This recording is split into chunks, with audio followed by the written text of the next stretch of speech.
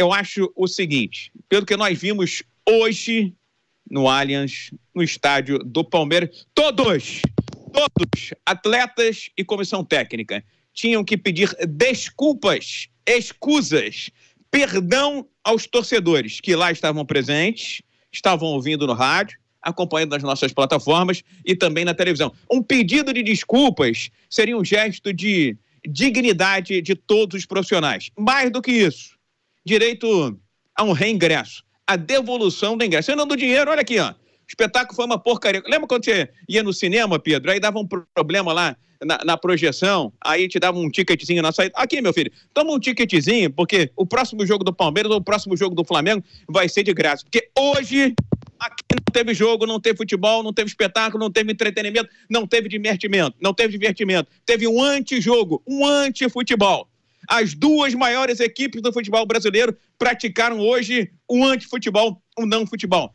Pedido de desculpas, devolução de ingresso. Isso é o que eu penso. Não sei o que os humanoides pensam, viu, meu caro Pedro? Agora, a gente tem que dizer o seguinte, o Palmeiras foi campeão sobre o Flamengo, ganhou a Libertadores do Flamengo, hoje inclusive um mosaico da torcida do Palmeiras provocando o rubro-negro, né? Relembrando o gol do Daverson e também o Vento, fizeram lá um mosaico, né? E também o Palmeiras ganhou do Flamengo a Supercopa. Aquele jogo 4-3, o Pilhado lembra até hoje, enfim, da atuação do goleiro Santos e tudo mais. Mas tem um dado aí. O Palmeiras não conseguiu, o Palmeiras do Abel Ferreira, ainda não conseguiu vencer o Flamengo no Campeonato Brasileiro. 8 jogos, nenhuma vitória, evidentemente, 4 empates e 4 derrotas. Aproveitamento de 16,7%. 3 gols marcados, Tite, não, 11 sofridos. Não conte isso pro Tite, não, senão ele vai se apegar nisso, aí já tem até a retórica, a narrativa construída. Cadê o futebol, Pedro? É o melhor elenco do Brasil. Custa 40 milhões de reais por mês. Tem um orçamento, esse clube, essa instituição gigante. Clube de Regatas do Flamengo, de 1 bilhão e 300 milhões de reais. Não dá para exigir um pouco mais, não? Não dá para querer um pouco mais? Não dá para cobrar um pouco mais? Ou vai ficar refém das estatísticas? Vai ficar ali com o tablet debaixo do braço?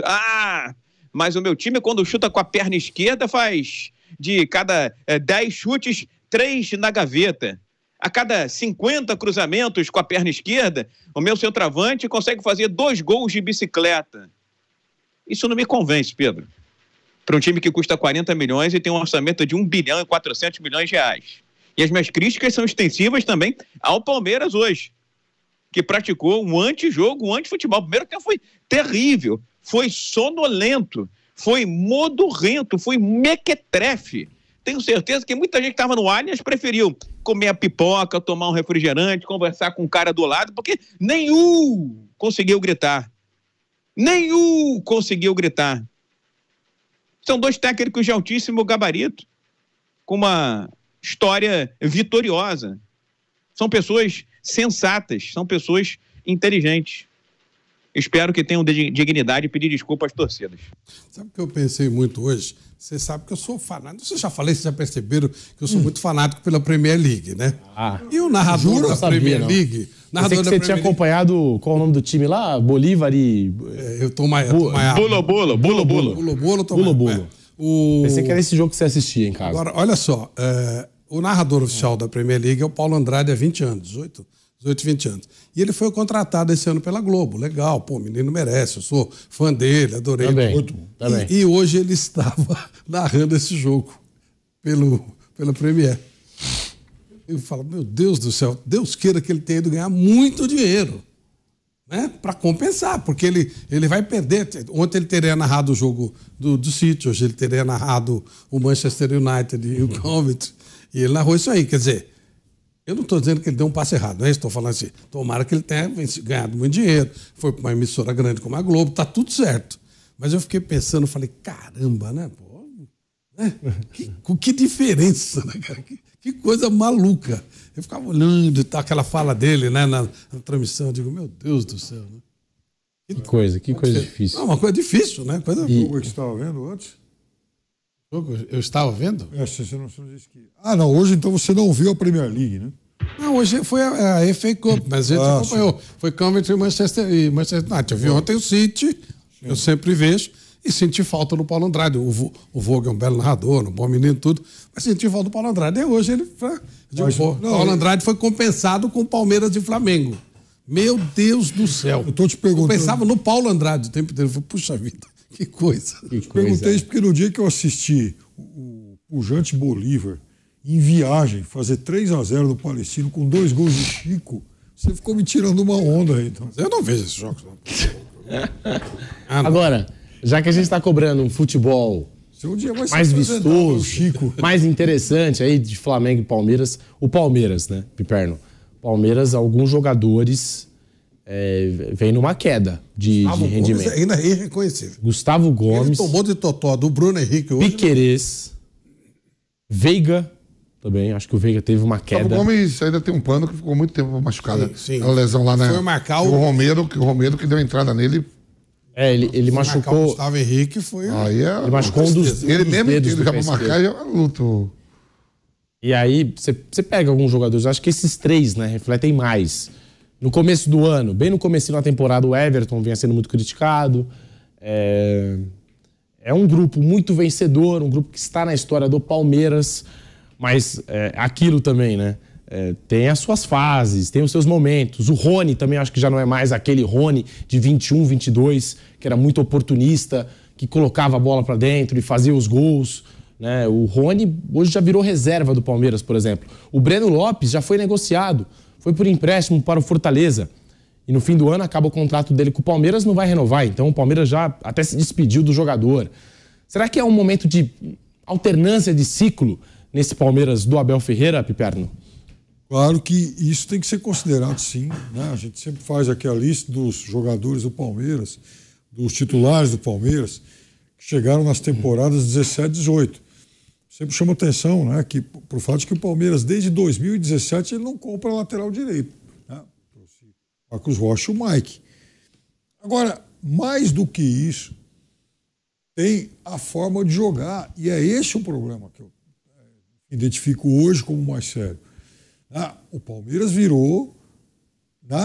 Esse Palmeiras de 2024, ele é um deserto de ideias. E veja, o de 23, aquela reta final de Brasileiro...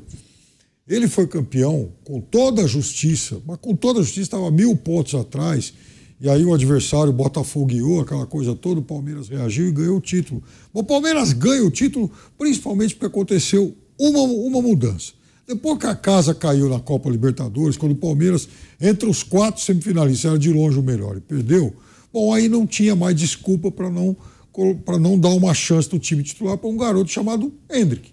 Então ele se torna titular depois, né, dessa debacle toda, e aí quem vira o campeonato não é o time do Palmeiras, é o Hendrick. O Hendrick é o cara que assume a responsabilidade da antológica virada lá no Rio de Janeiro e foi o grande diferencial do Palmeiras nessa reta final. Ora, todo mundo sabe hoje do potencial do Hendrick, então o garoto mal pega na bola. Aí, o Palmeiras tem que, como grande desafio hoje, encontrar a melhor forma de usar o talento do Hendrick. E isso não acontece. Por quê? Porque esse Palmeiras joga de uma forma na qual não tem mais jogadas de aproximação. Então, o Hendrick fica recebendo lançamento longo o jogo inteiro. E aí a babacaiada achou o máximo o lance do pênalti contra o Santos, porque sai de um chutão do Everton. Nossa, o Everton, olha o lançamento dele. Ora, contra o Novo Horizontino, eu contei, acho que você também, o Everton tentou sair com um passe longo 7 vezes no segundo tempo. Nas 7 vezes a bola foi de graça para o time adversário. Então a chance do Palmeiras entregar de graça essa bola, quando tenta esse passe longo, ela é muito grande.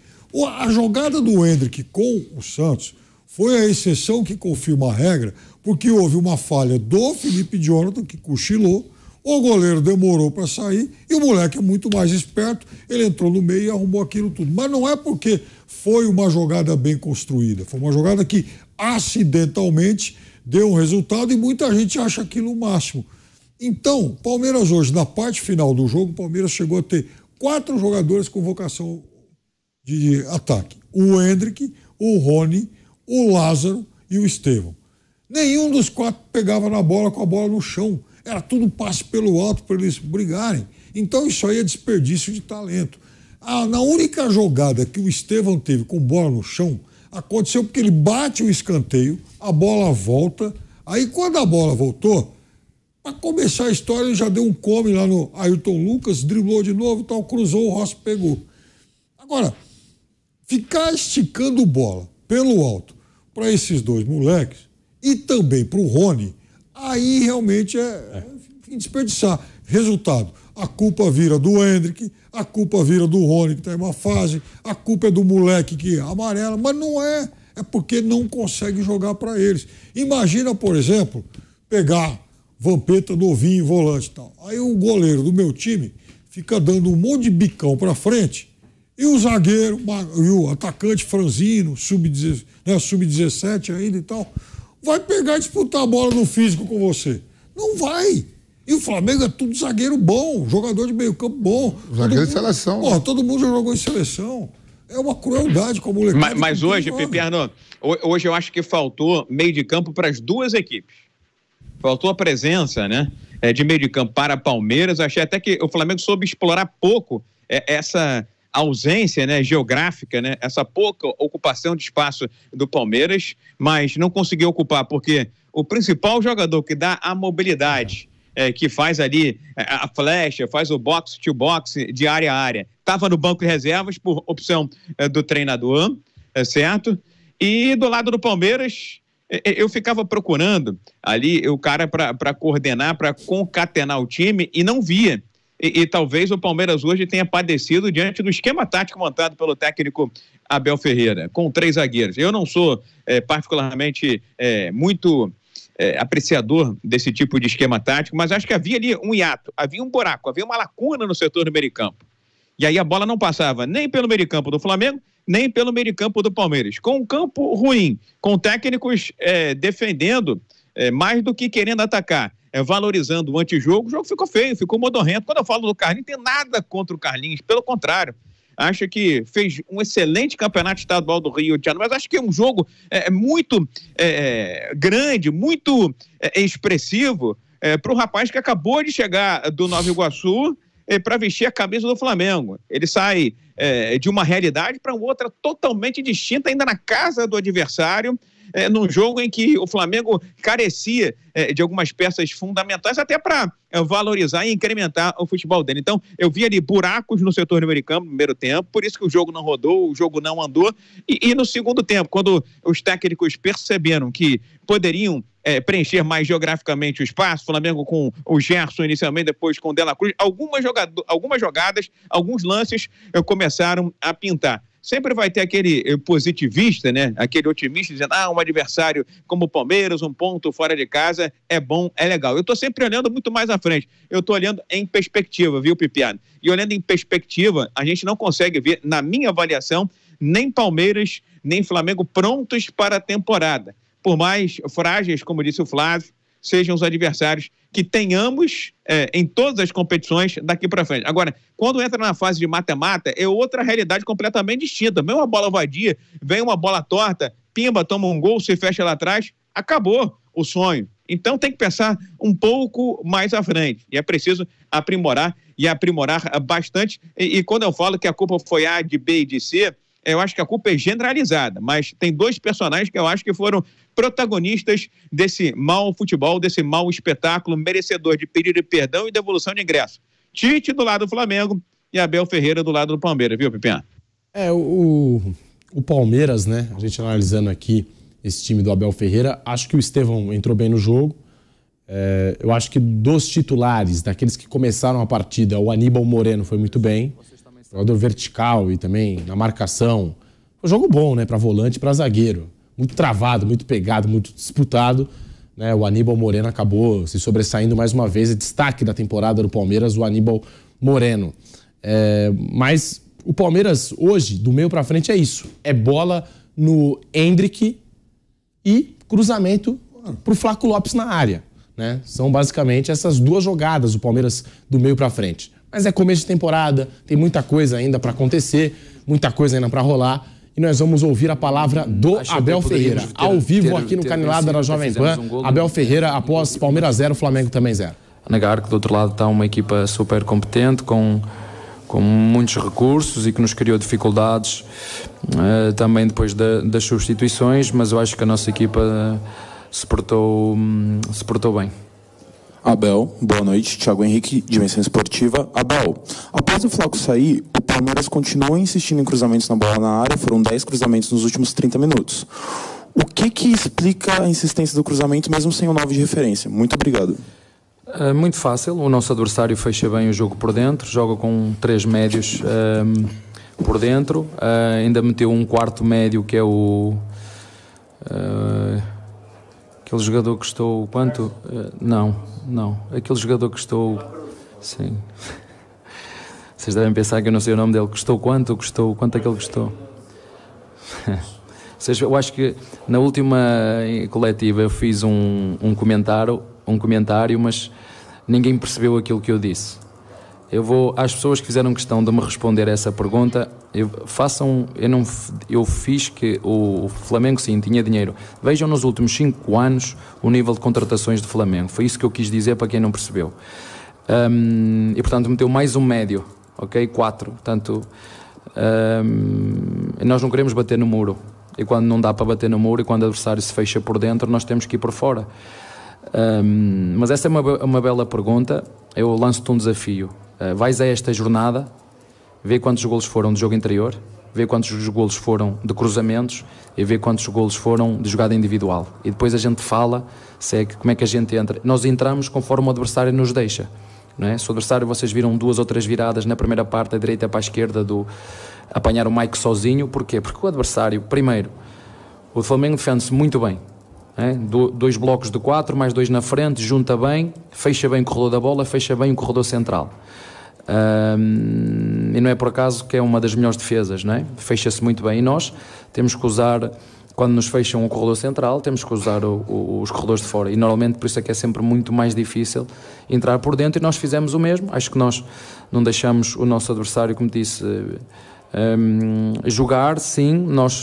Achei que nós fomos mais pressionantes, temos uma pressão muito mais forte do que o nosso adversário, enquanto o nosso adversário, na minha opinião, não teve o mesmo ímpeto na mesma pressão, mas há várias formas de defender e várias formas de atacar, e todas elas estão certas. O importante é que os jogadores as assimilem e as aceitem. Um dos cruzamentos deu golo, que até foi de falta. 2 deles o goleiro do nosso adversário saiu muito bem, inclusive um deles ia direitinho para as mãos do Rony, e o goleiro fez muito bem o trabalho dele, que é sair, ser ousado. E acho que, lembro-me, não sei se o cruzamento foi do Menino ou do próprio Estevão, em que ele tirou a bola da cabeça do nosso centroavante, mas é uma das formas, não é única, é uma das formas. Cruzamentos, ações individuais, vocês viram 3, 4 remates do Hendrick, viram faltas. Os cruzamentos é uma das formas que temos também para fazer golos. Abel, boa noite. O próximo jogo do Palmeiras é na altitude. E o Everton, assim que ele saiu do campo, ele falou ali na entrevista que os jogadores estão fazendo um suplemento diferente com a nutrição há praticamente 10 dias. Como é que está a preparação para esse jogo em relação à altitude? O que seria esse suplemento diferente? Você pode falar para a gente? Obrigado. Primeiro dizer-vos que o nosso adversário jogou quinta-feira. E nós jogamos domingo. Temos uma viagem pela frente de 6 horas. Eu gostava que vocês ouvissem com atenção o que o Guardiola tem falado agora sobre ter 2 dias de descanso ou 3 dias de descanso. Gostava que vocês ouvissem, vocês, imprensa brasileira, dessem atenção às últimas 2 coletivas que o Guardiola fez. E digo ao Guardiola, se ele se queixa com o campeonato que ele tem,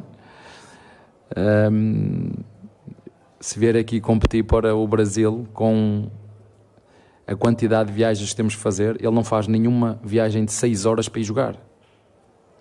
Não faz nenhuma viagem de 6 horas para ir jogar Liga dos Campeões. Dificilmente fará. E nós aqui dentro fazemos de 3, 3 e meia, 6 horas agora. Portanto, é verdade, claro que ele próprio também o diz, que é fundamental a recuperação, o descanso, a nutrição, claro que sim, por isso temos 2 nutricionistas, absolutamente extraordinárias, as duas, a Mirtz e a Elaine, e sem tempo para treinar. O que é que nós temos que fazer? Recuperar. Portanto, o Guardiola também disse: que tempo eu tive para treinar este jogo? Eu faço a pergunta: que tempo eu tenho, com viagem por meio, para treinar, para ir jogarmos ao Independente Del Valle? Que tempo eu tenho quando jogamos no domingo e o nosso adversário joga na quinta-feira, para se preparar para defrontar o Palmeiras daqui a 2 dias? Vocês acham que isso tem alguma vantagem para eles ou para nós? Eu acho que é do senso comum. E como te disse, claro, é fundamental nós capricharmos na hidratação, na suplementação, no recovery. É fundamental isso, mas não há milagres. Como diz o Guardiola, não há milagres, não é? Todos temos limites, e o limite é olhar para os nossos jogadores, e se tivermos que trocar 11, vamos trocar 11, porque é assim, e nós temos que aceitar. Tem coisas que são ruins para nós enquanto seres humanos, naquilo que tem a ver com a não recuperação dos nossos jogadores, e tem outras vantagens. Quanto mais jogos houver, mais o lado financeiro vai prevalecer, e que também ganhamos com isso. Portanto, é só ver aqui onde é que está o equilíbrio da coisa. Abel, também não entendo quem é o gênio que coloca um jogo desse porte, Palmeiras e Flamengo, favoritos ao título, na terceira rodada de 38 de um longo campeonato. Mas, enfim, essa é uma outra conversa. Isso não é sorteio, não é? É sorteio. É sorteio? Sorteio é o que calhar. Do campeonato é sorteio. Eu não sei, mas eu acho que é sorteio. Portanto, se é sorteio, é sorteio. Ruim para o futebol, na minha opinião, nesse momento. Concordo contigo sobre a discrepância de investimento do Flamengo. É impressionante como os caras contratam o valor de jogadores, nível de jogadores, e é por isso também que eu sou muito admirador do seu trabalho, que você faz mais com menos, porque o Palmeiras, apesar de top, não investe tanto no time como o Flamengo. Depois do elogio, a pergunta: para o nível técnico que a gente tinha hoje à disposição no gramado, tanto do Palmeiras quanto do Flamengo, não teve muita briga? Eu sei que é competição, que o jogo é pegado, mas tem muita briga e pouco futebol? É uma boa pergunta, assim, não é o gramado. Eu já vos disse, eu sou o primeiro a reclamar de tudo, não é? Vocês dizem que eu reclamo de tudo. Vos garanto que não é do gramado. Para vos ser sincero, há gramados naturais muito piores do que os nossos sintéticos, e o primeiro sintético foi o do Atlético Paranaense, o segundo foi o Palmeiras, e o terceiro, se não estou enganado, e corrija-me se eu estiver enganado, acho que foi o do Botafogo. Juventude também tem? Aí tem, pronto. E porquê é que tem? Tem porque a quantidade de jogos que há no Brasil é impossível manter uma qualidade de um gramado, como por exemplo tem o Corinthians. O Corinthians só joga lá o Corinthians. Quando a CBF, se assim posso dizer, conseguir meter em todos os campos a qualidade do gramado que está, por exemplo, no do Corinthians, aí nós podemos reclamar dos sintéticos, não é? Porque eu já fui jogar a vários campos grandes e o gramado pronto, eu sei que está a falar, eu nem queria falar nisso.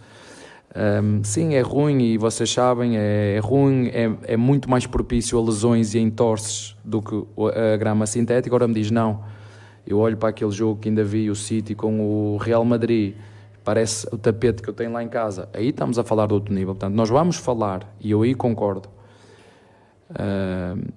dos sintéticos quando todo mundo no Brasil tiver o mesmo nível de gramado que tem o Corinthians. Aí nós podemos dizer, não, é melhor realmente um gramado natural, ou igual à Europa, um gramado natural do que um gramado sintético, porque 80% dos gramados aqui, eu lamento dizer isto, mas são não bons, não são bons. E Morumbi, pronto, não vou dizer que não, porque eles também trocam com alguma frequência quando há shows, não é? Mas para mim o melhor, também já o disse, não tem problema nenhum, uma coisa não tem a ver, somos rivais, sim, somos rivais do Corinthians, mas a minha opinião é que quando todos os campos no Brasil tiverem um gramado igual ao do Corinthians, aí nós podemos falar do sintético, o que não é o caso, e tem muita interferência na qualidade do jogo, ter uma grama em condições. Em relação ao resto, Vocês sabem que são jogos equilibrados, eu entendo que vocês aqui gostam de ver jogos como já deu um Flamengo contra o Palmeiras, uma Supercopa ou Recopa. Supercopa deu, não sei quando foi o jogo, 4-3, foi um jogo espetacular, mas se calhar foi um jogo tático, vocês não gostam da tática e têm toda a razão, muito mal jogado. Ou seja, taticamente foi um jogo, para haver tantos golos, taticamente foi muito mal jogado. E o treinador, eu penso assim, não sei como é que pensou o Tite, não gosta seguramente, eu acho que ele também pensa da mesma maneira, que não gosta de jogos mal jogados taticamente. E quando vocês veem grandes equipas a jogarem uma contra outra, não é aqui, em todo lado, há sempre poucos golos e poucas oportunidades, porque são equipas com muitos recursos humanos, com bons jogadores, e houve duas equipas. Uma que tentou pressionar e nós pressionámos alto, pressão, não deixar o adversário gostar do jogo, coisa que, por exemplo, não fizemos contra o Internacional. E pronto, acabou por ser um 0-0 e acredito que para quem gosta de ver golos, aí eu tenho que concordar, foi um jogo que sem golos, é um jogo que não foi bonito. Eu vejo de outra maneira, claro que eu queria golos, claro que eu queria ganhar, inclusive fizemos um golo, estava fora de jogo, mas não foi por aí. Duas grandes equipas com grandes jogadores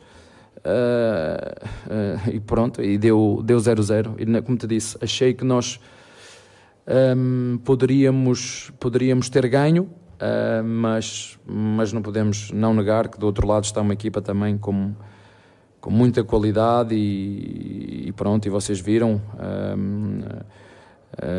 O nosso adversário mexeu na equipa e criou-nos alguns problemas, mas a nossa equipa deu sempre boa resposta.